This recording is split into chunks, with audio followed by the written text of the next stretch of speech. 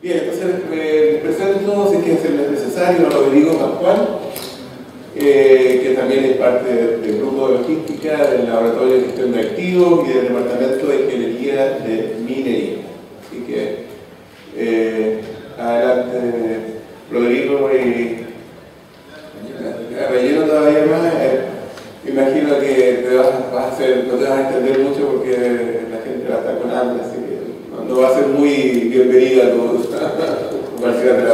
Esa motivación genera. Finalmente, cuando ocurrió la asignación de los tiempos, no sé que el jefe del departamento dijo: bueno, aquí manda la meritocracia, así que los más viejos primero. Así que me dejaron a mí de último en la mañana y yo tuve que reaccionar ante eso, y la presentación que les voy a hacer va a ser provocadora. Voy a tratar de que sea interesante, como han sido todas las demás, pero con un sabor de lúdico, digámoslo así. ¿Ya? ¿Reconocen ese edificio? ¿Qué edificio es ese? ¿Qué estructura es esa? Gótica es, tiene cara de gótica, pero ¿dónde? Barcelona no es. Colonia tampoco. No, Milán, es la catedral de Milán. Que le hicieron al final del siglo XIV, llevará como 100 años en esa área. En algún momento, en medio de ese proceso, los constructores se dan cuenta que esta cosa se está poniendo inestable, que parece que se va a caer. Entonces le dicen al ingeniero a cargo: jefe, parece que se nos va a caer la catedral, ¿por qué no llamamos a un consultor? Y llamaron a un Jean Mignot, que era un arquitecto francés. Los franceses en esa época la llevaban en arquitectura, ¿verdad? Notre Dame y todas estas catedrales de la época medieval. Y dice: efectivamente hay un riesgo de esta cosa se va a caer a menos que hagamos algo. Y lanza una frase que quedó para el bronce: arte sin ciencia nada es. En esa época, el tema de la construcción, bueno, se hacía en madera y piedra, esos eran los materiales de construcción. El tema era la estabilidad. Bueno, construir hacia el cielo estas catedrales que apuntan como una lanza hacia Dios, etc., ¿verdad? ¿Quién la construye más alta? El tema no es la resistencia de materiales, es de que no se caiga. Eso implica un buen manejo de las fuerzas internas y, por ejemplo, aparece un uso masivo de los arcos para producir la fuerza y distribuirla bien en la estructura. Si nos vamos unos 500 años antes de Cristo, los griegos, ellos fíjense que aún no usaban el arco, hasta la Acrópolis, más bien usaban buen juicio. Buen juicio en ese tiempo era usar número, por ejemplo, este número, la proporción áurea, o la proporción dorada, que es un número que aparece en la naturaleza también, ¿no? Y que nos dice que la relación tiene un rectángulo ahí en el marco del Partenón, y que la relación del lado más ancho, del A al sublado, más, al otro ángulo, cumple una cierta proporción y que llamamos el número áureo, y eso se ve repetido en varias estructuras clásicas y en la naturaleza, como les contaba. Pero cuando cambian los materiales, pasan los hartos años después del Renacimiento, empiezan a cambiar los materiales, sobre todo en los 1700, 1800 se empieza a trabajar el hierro, el acero, cambia la perspectiva, y ahí empieza, no es tanto la estabilidad, que no lo es todavía, sino más bien la resistencia a los materiales. El sigma no supera el sigma del material. Y ahí, para poder seguir avanzando en la construcción de estas grandes estructuras, se necesitó matemática, modelamiento.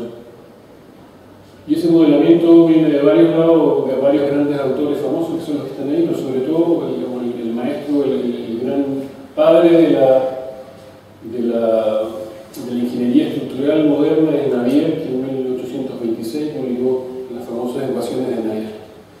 Y esas ecuaciones de Navier no sabían cómo resolverlas en esa época. No sabían cómo resolver las estructuras complicadas como las que estamos viendo hoy. Ese es un puente en China, ¿cómo se llama? Danian Hunchan. ¿Saben cuántos kilómetros tiene ese puente? 165 kilómetros. O esta estructura que también es famosa, el Burj Khalifa, que tiene más de, ¿cuántos metros? 400, 500, más de 800 metros de altura. Entonces, Navier y toda esta gente que modeló permitió que pasaban unas cuantas decenas de años, que nos demoramos en tener computadores que puedan calcular bien cómo se va a sostener estas cosas. Permitieron este desarrollo a otra escala, varios órdenes de magnitud más interesantes que lo que se estaba haciendo en la Edad Media, donde el tema era que no se caiga, ¿no? Estabilidad.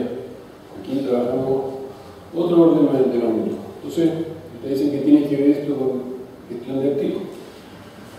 Hace un par de semanas atrás estaba en una reunión de cierre de un proyecto de investigación y desarrollo y uno de los gerentes demandantes del proyecto me dice: oye, Rodrigo, súper interesante todas estas cosas, pero nosotros lo hacemos con buen juicio, así miramos lo que hacen los demás y en base a eso tomamos decisiones. No estamos mal, digamos.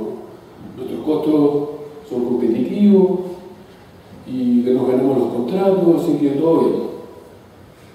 Entonces, en el fondo él me estaba preguntando para qué hacerlo excelente si lo podemos hacer, si lo estamos haciendo bien. Decía Voltaire hace unos 300 años atrás: lo mejor es lo enemigo de lo bueno. ¿Para qué ponerle tanto? Quizás un poco en línea con la presentación de Sergio, que ni mucho ni muy poco. Pero ¿dónde está el buen equilibrio? Ahí a mí me hizo resonancia con un libro que leí hace poco que se llama, de Daniel Pink, y que se llama Drive, lo que nos motiva. Y me parece que ese gerente tiene un problema de miopía, por un lado, pero por otro lado falta de propósito, o un propósito reducido, que es más bien hacerlo bien en un medio donde el modelamiento y el apoyar las decisiones en evidencia dura no es dominante. Entonces, por ahí cae una de las pilares de la motivación intrínseca. Y la motivación intrínseca es la base para un desempeño excelente. Si no hay motivación intrínseca, no lo van a hacer excelente. ¿Ya? Entonces, hace unos 30 años atrás hay un par de autores, Ryan y Dechi, que trabajaron teoría de la motivación. Entonces definen estos tres pilares y básicamente a la gente hay que darle un propósito, hay que dejarlos tranquilitos que hagan su pega y sobre todo prepararlos, darles las competencias para que lo puedan hacer. Y eso va muy en línea con otro autor famoso que quizás varios de ustedes conocen, Jim Collins, Great, Good to Great.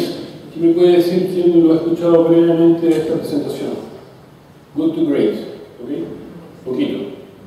Y que Good to Great salió con un libro hace 10 años y que se hizo un análisis empírico de un montón de empresas a nivel global, este señor Collins, y vio cuáles eran los factores que eran comunes a las empresas de Great, las empresas excelentes. Y hay varios factores, pero uno de ellos es que se mantenían dentro de esos tres ciclos. Uno es, tenían un buen propósito y por eso, y quizás eso ayudaba a que amaban lo que hacían. Otro, eran buenos en lo que hacían, o sea, eran competentes. Alinean un poquito con la teoría de motivación. Y por otro lado, tiene sentido, que como este negocio es sustentable. Y también va un poco en la línea de lo que hablaba Fidel. Mantenerse ahí adentro es importante para buscar la grandeza. Y si no digamos, estas teorías no les gustan, entonces empecemos a mirar las noticias. Chile sigue cayendo en competitividad a nivel mundial, siendo que compite a nivel mundial. Y por otro lado, ocurren, y el Mercurio o en general los periódicos tienden a resaltar lo malo, pero ocurren malas noticias con una cierta frecuencia. Y que en estas grandes minas que tenemos en Chile, si no hacemos algo, digamos, la productividad lo único que va a hacer es caer, porque las leyes se están haciendo más bajas, las minas más viejas, hay menos gente dispuesta en el cerro, así que hay que hacer más con la misma gente o incluso menos. Y por ahí también tiene mucho sentido buscar sistemas autónomos que se manejen solitos, como está haciendo el Gavi, o parcialmente en Teniente o en Mina, o los LHD y los camiones de subterráneo. Pero otro lado viene por utilizar bien un concepto que se llama la gestión de activos. La gestión de activos ha sido confundida tradicionalmente, o precisamente, llevo bastante tiempo escuchando que se confunde con mantenimiento. En realidad no es mantenimiento. Pero antes de eso quiero presentarle esta representación india de una fábula. ¿Alguien conoce la historia de la elefante y los ciegos? ¿No la conocen? Bueno, se encuentran unos cuantos ciegos, les traen el patio a un elefante y les piden a cada uno que definan qué es lo que hay ahí. Entonces los ciegos les tocó alguna parte del elefante, por ejemplo, al que le tocó una de las piernas, hoy esto parece un tronco. El que le tocó la guata, hoy parece un tambor. Y la cola parece un látigo. Cada uno veía desde su propia ceguera o desde su propia limitación al elefante de una manera distinta. Eso es lo que nos está pasando hoy en día con la gestión de los equipos. De los equipos de producción, porque los mantenedores lo ven de una manera, tienen indicadores que son de mantenedor, las operaciones tienen otros indicadores, los de abastecimiento tienen otros indicadores, ingeniería tiene otros indicadores.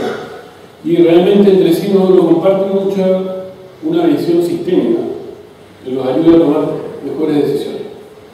Yo entiendo que la mayoría de ustedes están trabajando en minas que ya llevan operando un cierto tiempo, ¿verdad? Puede ser 100 años como teniente, y cuando los sistemas ya están andando, sobre todo los sistemas mineros, y ya están ahí las inversiones hechas, vemos de que los costos de mantenimiento son muy, muy importantes. Hablamos de un 40, 50% en la mina y de un 20, 30% en la planta. Entonces ahí como que hay harta tela de partida para tomar decisiones, cosa que no ocurre tanto en operaciones. El jugar, el juego de pierna es bastante más limitado que lo que tienen los mantenedores que pueden decir, por ejemplo, políticas o estrategias de mantención que, bueno, lo vamos a hacer por horas de uso, o por tonelada, o vamos a estar viendo la condición todo el tiempo y que eso gatille el envío a taller, qué recursos tenemos en taller o dejamos de tener, etcétera, etcétera. En 2004 los británicos sacaron una especificación que se llamó la PAS 5.5. Y la PAS 5.5 ha sido usada en unas grandes corporaciones, sobre todo se inició con petróleo y gas, porque ocurrieron unos cuantos desastres, entre ellos el de la Piper Alpha en el 88. ¿Alguien conoce ese caso? Una plataforma que se quemó en un par de horas, 170 muertos y una inversión de $1.000 millones al tacho de la basura. ¿Ya? Pero más reciente tenemos el caso de la Deepwater Horizon en el Golfo de México, que solo fueron 11 o 12 personas. Gran desastre igual, pero lo terrible de todo esto fue la contaminación de todo el Golfo con petróleo, ¿verdad? Se demoraron como 2 meses en cerrar un escape que debería haber sido una válvula que debería haber cerrado y no cerró. Creo que era inspeccionado porque estaba a 1500 metros de profundidad. Complicado y resaltado. Entonces, a raíz nace esta especificación y que ha sido adoptada en unas cuantas grandes corporaciones, entre ellas alguna versión personalizada Anglo-American acá en Chile, una versión de activos, gestión de activos. Pero hace 3 años atrás se inició un proceso ISO para sacar una norma de gestión de activos que es la ISO 55000. Y hasta el año pasado estaban todos estos países, en Sudamérica estaba Perú y Argentina representados. Fíjense que están los grandes productores mineros. Y Chile no estaba. Y Chile es el actor principal en el tema minero. Entonces me extrañó eso, pero además recibí un email de la representante australiana para este comité, que es una profe de la Universidad de Perth, Western Australia, en Perth. Y me dice, bueno, digo, ¿por qué Chile no está en el diseño de esta norma? En realidad tiene razón, deberíamos estar. Y como es mi área de expertise o de investigación, le propuse a unos amigos, en realidad mandé el email a varios lados, me respondieron estas 3 empresas que hay que financiar esta cosa para la ISO, para que se arme el comité, y efectivamente unos meses después me fui castigado a Praga en primavera por una semana. Igual fue harto trabajo, trabajamos de 9 a 6, etc., pero gané bastante insight hacia dónde va la norma. Y yo lo que quiero compartir un poquito con ustedes hoy día. De partida éramos unas 70 personas y la idea de esa reunión era ya entrar en la recta final de la cosa, que es convertir esto en un draft international standard en un final draft, un borrador final, para que de aquí al año próximo se convierta en norma. Y teníamos que buscar problemas de consistencia de partida, porque esta norma habla con otras normas. Habla con las normas, por ejemplo, la ISO 31000, gestión de riesgo. Habla con la ISO 9000, de calidad. Tienen que ser compatibles entre sí, entonces había que chequear consistencia. Y esencialmente tiene tres partes, y esto es más o menos clásico en este tipo de normas. Tiene una parte de definición, que es la 00, una parte de requerimiento, que es la 01, y otra parte de guías generales de cómo aplicarla.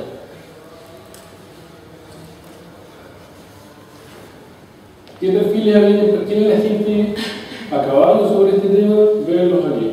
Son sobre todo minería, había mucha gente de minería, sobre todo los australianos estaban muy presentes. Estadounidenses había algo por ahí, sudafricanos también. Pero también viene de activos que no solamente de producción, sino que de infraestructura. Carreteras, puentes, también había de eso, centros de investigación, los mismos institutos de normalización de cada país, y por ahí habíamos 3 o 4 académicos. Habían variado la audiencia o que estábamos haciendo esto. Y después de nuestro trabajo, entonces saltamos aquí esta columna, tiene las fases por las que va pasando la norma, y llegamos a este punto, 499. No, perdón, 599. Estamos a punto ya de sacar, o sea, salió el final draft, y va a pasar por un paso previo ahora, que es un último chequeo que se va a hacer en Calgary, en Canadá. Después les cuento de eso. Y quizás un poco ver de qué se trata la norma, porque cuando yo llegué allá, bueno, yo me di una visión en realidad, que no es una norma de gestión de activos físicos, sino que es una norma de gestión de activos. ¿Y qué es un activo? Algo que genera valor. ¿La marca genera valor? Sí. ¿El software, los sistemas de información generan valor? Sí. Entonces, el scope, la amplitud, los alcances de esta norma son muy amplios, porque es para todo tipo de activos, como ponía la cita. Pero le pusieron una nota, ojo que estamos pensando básicamente en gestión de activos físicos, pero se puede aplicar a otro tipo de activos. Y activos en las organizaciones mineras, por ejemplo, de varios tipos. Uno de ellos es el conocimiento tácito que hay dentro de la organización. Otros son las personas que trabajan dentro de la organización. Activos intangibles como la marca y sobre todo los activos financieros. Todos estos tipos de activos interactúan con los activos de producción, en nuestro caso, los activos físicos. Todo esto dentro de un contexto del negocio total. Entonces la figura la tomo de la PA 105. Y, bueno, se define en el borrador qué es un activo, se lo dejo que lean tranquilos, es bastante general el concepto. Y me gustaría compararlo con lo que era la versión actual que se está trabajando, de qué es gestión de activos, con la que se estaba trabajando previamente con la PA 5.5. Ven ustedes ahí, bueno, la versión actual dice el conjunto coordinado de actividades que una organización usa para alcanzar el valor de sus activos y la entrega de sus objetivos o entregables. La realización o la obtención de tal valor requiere el logro de un balance de costos, riesgos, beneficios, en general sobre diferentes escalas de tiempo. O sea, podría estar la escala de tiempo del próximo trimestre, el próximo año, los próximos 5 años o los próximos 40 años. Eso afecta a las decisiones sobre los activos. Versus la versión que ofrece la PA 5.5, donde dice un conjunto sistemático y coordinado de actividades y prácticas a través de las cuales la organización óptimamente maneja sus activos, y pensando en el activo físico, su desempeño asociado, riesgos y gastos sobre el ciclo de vida, con el propósito de alcanzar su plan estratégico organizacional. Puse en rojo las cosas que me parecieron más distintas entre las dos definiciones. En la PA 5.5 está metida la optimización, está hacerlo lo mejor posible.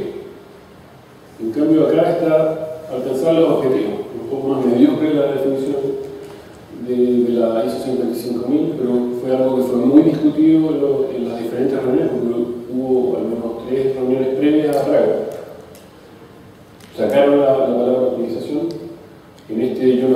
eso a cómo se crea una norma, pero lo que me di cuenta es que hay mucho aquí de negociación, hay mucha transacción entre grupos que tienen distintos intereses, lo cual hace que, por lo menos a este grupo de logística, a nosotros nos encanta la optimización, hacer las cosas lo mejor posible y modelar para eso, pero otra gente no, otra gente gusta más bien gestionar para el logro de las metas, alcanzar la barra.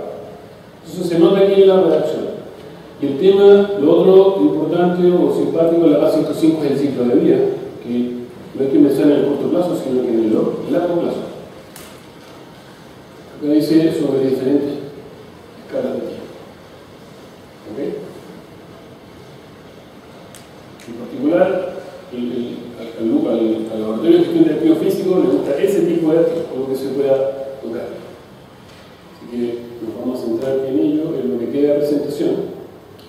La próxima reunión es en Calgary, como les decía, en abril.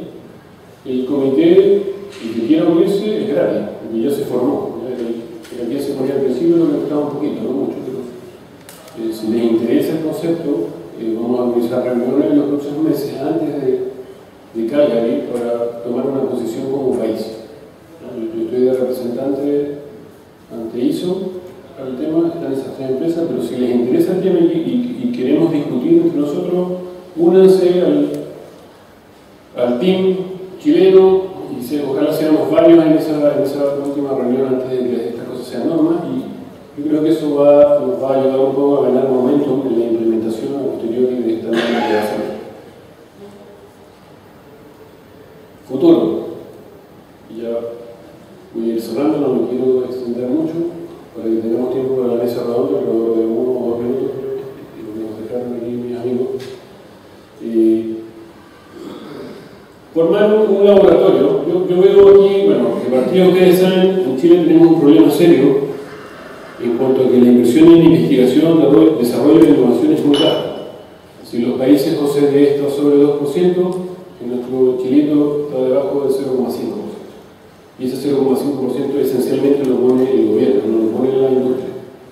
Entonces si queremos ser un país desarrollado, o un gran país, pensando en el ejemplo al inicio, tenemos que ponerlo. La industria tiene que verse. Pero eso pasa por superar ciertas barreras. Una creo que es la desconfianza. Este país también ha aparecido en los estudios de la OCDE, el país donde uno más desconfía del prójimo. Hay una pregunta específica en una encuesta que dice: ¿usted confiaría en la persona que entre la próxima vez en la puerta? Una pregunta bien similar. Entonces los suecos dicen, 90% dice que sí. A priori creen en la gente. Si le preguntan eso a un chileno, dice, 90% dice que no confiaría en esa persona. Estamos en el otro extremo. Y lejos más abajo que el promedio de la OCDE, que está en el 40-50%. Tenemos un problema cultural serio ahí que debemos resolver. ¿Qué veo yo como, aparte de estos seminarios, que es un seminario de acercamiento a la industria? Lamento que no seamos tanto, pero va a crecer en un futuro, porque si uno persevera y el mensaje es coherente, es imposible que esta iniciativa le vaya mal. Veo un centro de excelencia que esté inserto en la universidad y que use la tecnología que ya está disponible, con la cual se monitorean y controlan los equipos, para capturar datos que vienen de la faena, y sobre eso usted ensayan algoritmos y metodologías para mejores tomas de decisiones, y que lo hagan alumnos de pregrado y que después se convierten en alumnos de magíster y que después se convierten en alumnos de doctorado, algunos de los más motivados y más talentosos. Eso, ese throughput, o sea, esa cantidad de gente después necesita entrar a la industria, y ahí tenemos que resolver el tema de qué hacemos después con toda esta gente muy preparada, que ya desde sus tempranos años en la universidad está manejando datos reales. En vez de datos de libro, datos reales, porque ya están disponibles en la nube, y lo que hay que hacer es hacerlo llegar de alguna manera para el análisis. ¿Ya? Y con eso hacer una buena gestión de activos, hacer un monitoreo de signos vitales inteligente, generar ese capital humano avanzado que nos puede llevar al próximo escalón en el desarrollo, y sobre todo bajarlo del cerro. No, que no tenga que estar en el cerro, porque cada vez es más difícil subirlo, como decía Fidel. Pero hay que entrenarlos. Estamos generando herramientas en ese sentido. Por ejemplo, trabajamos con Komatsu, tema de cómo construir curvas de confiabilidad. En el LGI tienen la probabilidad de que un componente opere un cierto tiempo sin fallar. En el LGI están las horas de operación. Ven ahí 3 curvas. Cada curva fue evaluada en una faena distinta, porque las condiciones de operación son distintas, los mantenedores son distintos, los operadores son distintos. Todo eso son factores de riesgo que hay que considerar en la evaluación de la confiabilidad y la toma de decisiones que viene a posteriori, que, bueno, a las cuantas horas lo saco, bueno, el costo sea mínimo, el costo por hora se reduzca, porque el gráfico que está en el lado derecho y que nos dice que por ahí a ese componente hay que sacarlo alrededor de las 12.000 o 14.000 horas de operación, y no a las 25.000 como dice el manual. O también, para un componente particular que esté en operación, calcular la probabilidad de que sobreviva un cierto tiempo más y en base a eso gatillar un overhaul, pero un overhaul que esté basado en evidencia dura. Para construir esa curva no salen de libros, hay que construirla en base a datos históricos que aparecen en la feria. Otra iniciativa que ya echamos a andar el año pasado es el Diplomado de Gestión de Activos, y tiene un Dream Team, diría yo. Lo trajimos de donde estuvimos, o sea, traje los que me gustan, eso es lo bueno del asunto. De Toronto está Henry Jardín, muy famoso, viene ahora Eduardo Mantemí, viene Adolfo Crespo de Sevilla, muy famoso sobre con su libro, Albert Sainz de Hong Kong, Dietrich Lüchtigkeit, de gringo, fue uno de los jefes del proyecto del camión autónomo para Río Tinto en Pilbara, hace 6 meses atrás. Río Tinto a su vez pasó ahora a comprar, o está en un proceso de compra de 150 camiones autónomos, una cuesta mayor por la nueva tecnología. Y el señor sabe harto de eso, pero en particular vino a dar el módulo de reemplazo de equipos que en Australia tienen muchos equipos muy viejos y no saben cuándo deshacerse de ellos. Así que es un tema el reemplazo de equipos, y es uno de los módulos que él propuso para el diplomado. Y una serie de otros actores que no voy a listar, pero está por ejemplo Alcoluit, que da el tema de los contratos. Ustedes saben, en Chile tenemos los contratos más elegantes en minería en cuanto a desempeño, mucho más que en Estados Unidos, en Australia o en Sudáfrica. Por ahí salió un estudio hace poquito de la mano de obra de las grandes mineras, 2 de cada 3 en la mina son terceros, no son de la mina. Y ese número en Australia o en Estados Unidos es 10-20% más. Entonces tenemos una cultura de tercerizar bastante importante. Y buenos contratos alinean esfuerzos y hacen que las cosas pasen mejor, y malos contratos al revés, desmotivan mucho a la gente y generan conflictos, etc. También está Peter Nice por ahí. No me voy a alargar, pero tenemos un equipo súper interesante y estamos viendo manera de ofrecerlo de alguna manera en Antofagasta o en Calama y hacerlo más potente que impacte realmente. No sean solamente gente que está dispuesta a ir a Santiago, sino que podría ser aquí mismo en sí. Otra iniciativa que empezamos este año fue de Tire. Creemos que los mismos modelos que se puedan aplicar a componentes en general o equipos en general se puede aplicar a algo muy específico y ver qué pasa. Y vemos que los neumáticos es tema hoy día para la minería. 5 o 10% de los costos de operación de la mina es neumático. Entonces, hay 2 o 3 proveedores nomás y hay pocas fábricas en el mundo, y hay los lead time de entrega meses y solamente con contrato, porque spot un neumático puede valer $100, $150.000, lo mismo que vale un Porsche. Por un neumático que les va a durar unas 4.000 o 6.000 horas, un año. Y son 6 de esos neumáticos. Y son 50 camiones o 100 camiones. Entonces piénsenlo, los números son interesantes y estamos trabajando con 2 ingenieros más de este tema, de bajar las cosas a tierra en cuanto a gestión del activo neumático, pero considerando, por ejemplo, cómo fluye el camino, que es un tema súper atractivo también, un tema de mantenimiento y diseño de camino.